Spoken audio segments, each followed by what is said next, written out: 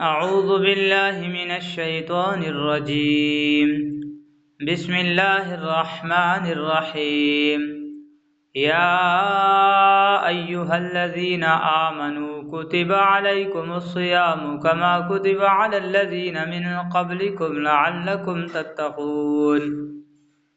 اے ایمان والو، تم پر روزے فرض کر دیے گئے ہیں جس طرح تم سے پہلے لوگوں پر فرض کیے گئے تھے تاکہ تمہارے اندر تقوی پیدا ہو۔ ایاما معدودات فمن کان منکم مریضا او علی سفر فعدۃ من ایام اخر وعلی الذین یطیقونہ فدیۃ طعام مسکین فمن تطوع خیرا فہو خیر لہ وَأَن تَصُومُوا خَيْرٌ لَكُمْ إِن كُنتُمْ تَعْلَمُونَ۔ گنتی کے چند دن روزے رکھنے ہیں، پھر بھی اگر تم میں سے کوئی شخص بیمار ہو یا سفر پر ہو تو وہ دوسرے دنوں میں اتنی ہی تعداد پوری کر لے، اور جو لوگ اس کی طاقت رکھتے ہوں وہ ایک مسکین کو کھانا کھلا کر روزے کا فدیہ ادا کریں۔ اس کے علاوہ اگر کوئی شخص اپنی خوشی سے کوئی نیکی کرے تو یہ اس کے حق میں بہتر ہے، اور اگر تم کو سمجھ ہو تو روزے رکھنے میں تمہارے لیے زیادہ بہتری ہے۔ شروع میں جب روزے فرض کیے گئے تھے تو یہ آسانی بھی دی گئی تھی کہ اگر کوئی شخص روزہ رکھنے کے بجائے فدیہ ادا کرے تو یہ بھی جائز ہے۔ بعد میں آیت نمبر 185 نازل ہوئی جو آگے آ رہی ہے۔ اس آیت نے اس سہولت کو واپس لے لیا اور یہ حکم دے دیا گیا کہ جو شخص بھی رمضان کا مہینہ پائے وہ روزے رکھے۔ تاہم فدیہ کی سہولت ان لوگوں کے لیے اب بھی باقی رہ گئی ہے جو نہایت بوڑھے ہوں اور ان میں روزہ رکھنے کی بالکل طاقت نہ ہو اور آئندہ ایسی طاقت پیدا ہونے کی امید بھی نہ ہو۔ شہر رمضان الذی انزل فیہ القرآن ھدی للناس وبینات من الھدی والفرقان فمن شہد منکم الشہر فلیصم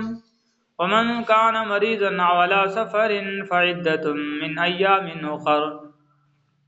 یرید اللہ بکم اليسر ولا یرید بکم العسر ولتکملوا العدۃ ولتکبروا اللہ علی ما ھداکم ولعلکم تشکرون۔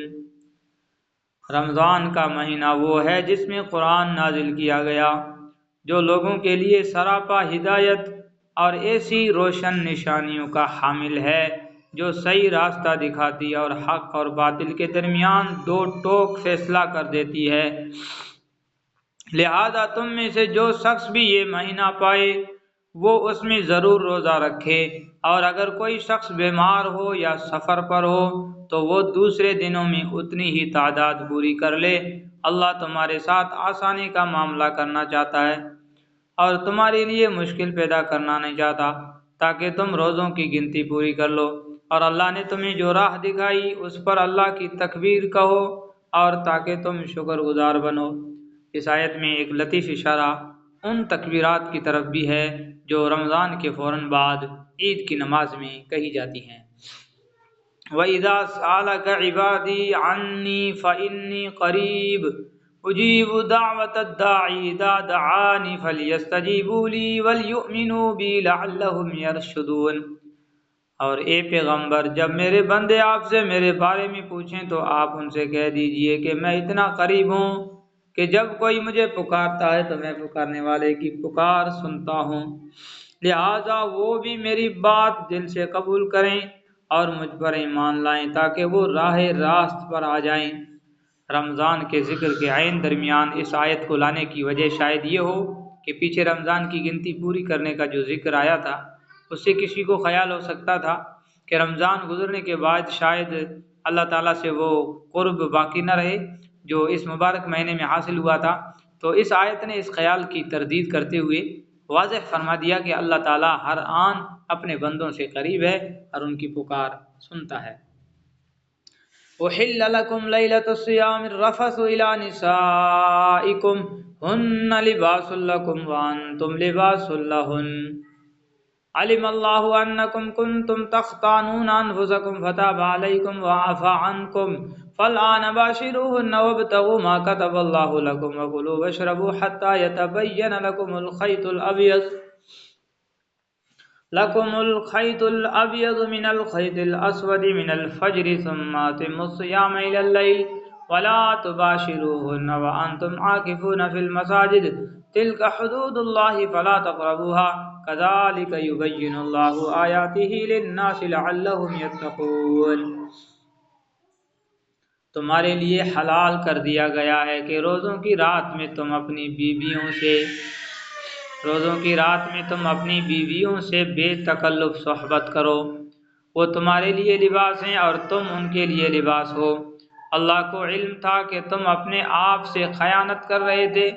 پھر اس نے تم پر عنایت کی اور تمہاری غلطی معاف فرما دی۔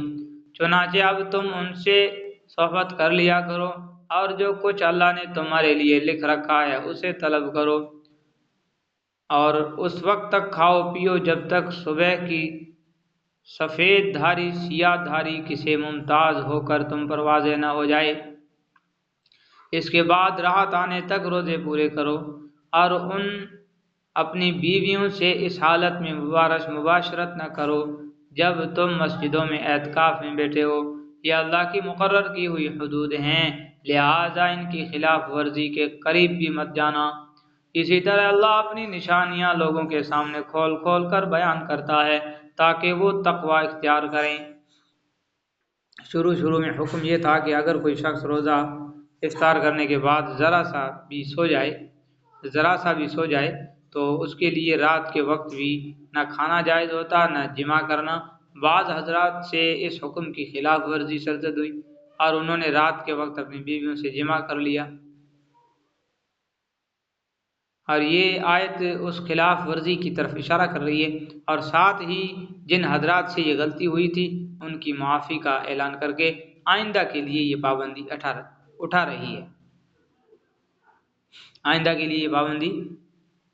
اٹھا رہی ہے۔ اس کا مطلب اکثر مفسرین نے یہ بتایا کہ بیوی سے جمع کرنے میں وہ اولاد حاصل کرنے کی نیت رکھنی چاہیے جو اللہ نے تقدیر میں لکھ دی ہے، اور بعض حضرات نے یہ مطلب بھی بیان کیا ہے کہ جمع کے دوران وہی لذت طلب کرنی چاہیے جو اللہ نے جائز قرار دی ہے۔ ناجائز طریقوں مثلا غیر فطری طریقوں سے پرہیز کرنا چاہیے۔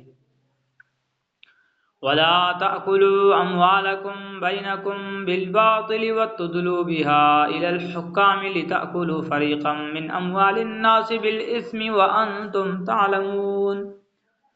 اور آپس میں ایک دوسرے کا مال ناحق طریقوں سے نہ کھاؤ اور نہ ان کا مقدمہ حاکموں کے پاس اس غرض سے لے جاؤ کہ لوگوں کے مال کا کوئی حصہ جانتے بوجھتے ہڑپ کرنے کا گناہ کرو، اور آپس میں ایک دوسرے کا مال ناحق طریقوں سے نہ کھاؤ اور نہ ان کا مقدمہ حاکموں کے پاس اس غرض سے لے جاؤ کہ لوگوں کے مال کا کوئی حصہ جانتے بوجھتے ہڑپ کرنے کا گناہ کرو۔ صدق اللہ العظیم۔